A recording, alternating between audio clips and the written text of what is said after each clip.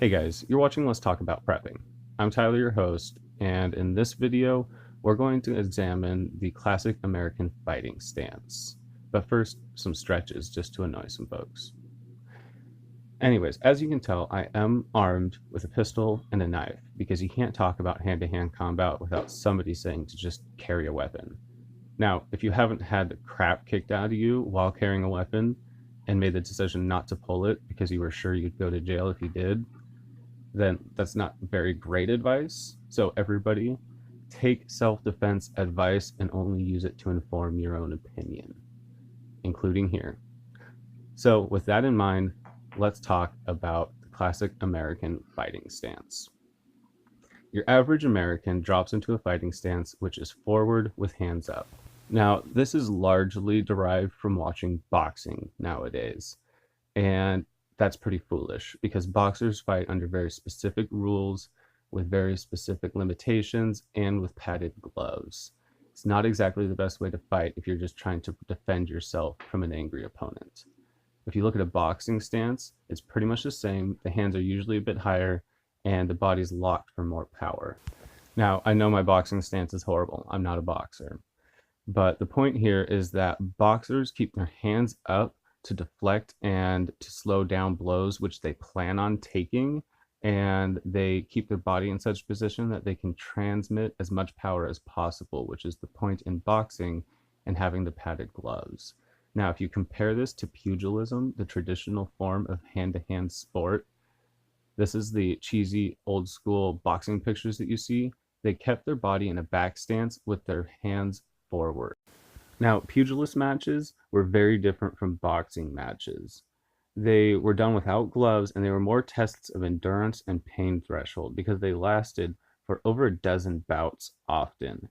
And people would just sit there and trade blows and test each other. And the main point was to avoid damage while dealing as much damage through opportunity as possible. The addition of the padded gloves allows the transmission of much larger amounts of force, which would cripple hands very quickly in a normal fight. And it led to a complete change in fighting stances where you're using your padded hands as blocks as well as a way to transmit huge amounts of force, not using your hands and skill to test your opponent and to trade attacks. Now, I don't think that we as preppers need to worry about test of skill combat, but if you compare your boxing and pugilism and martial arts back stance, you may tell the difference between somebody who is planning on trading and receiving a bunch of damage and someone who is focusing on avoiding damage while focusing on opportunities to escape or to deal damage through attacks of opportunity. And that's why I believe that the pugilist or martial arts stances are often the best, especially martial arts stances and most all of the techniques that are taught in the martial arts have been refined over centuries specifically for the unarmed civilian to be able to defend themselves against somebody who wants to hurt them or at least escape from them. But they focus on using natural body motions and the ability to keep your vital organs and head safe from attack while being able to deal attacks from positions of opportunity.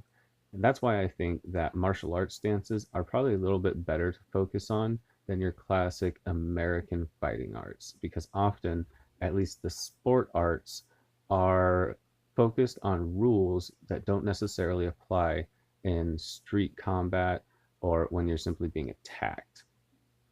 So just a few thoughts to think about how stances can have a lot of bearing on your ability to defend yourself. Again, this is not the end all be all of the conversation, but just a few thoughts to help refine your thoughts on how you want to fight.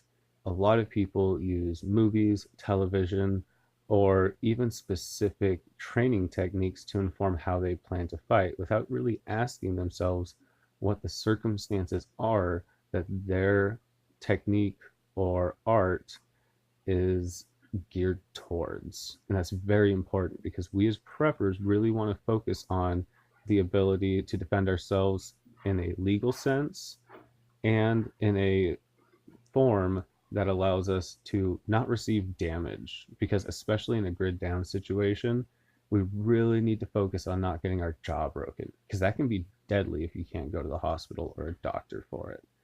So really, I think that a boxing stance or your classic American stance is opening you up to a lot of damage that you really don't want to deal with if you're not in a sport.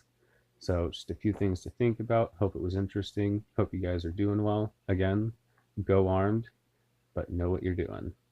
All right. Thanks, guys. Hope you're all well. Everybody stay safe out there.